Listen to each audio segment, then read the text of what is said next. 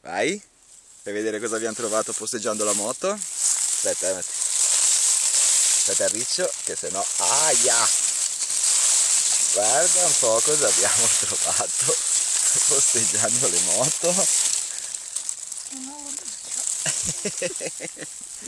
A vedere, che meraviglia, Matti. Perché mon... Li sono un po' molli. Lì. Fantastici. C'è una spina di riccio. Che belli. Belli, questi qua sono fantastici, ragazzi, fantastici. Tre. Più 2 testine.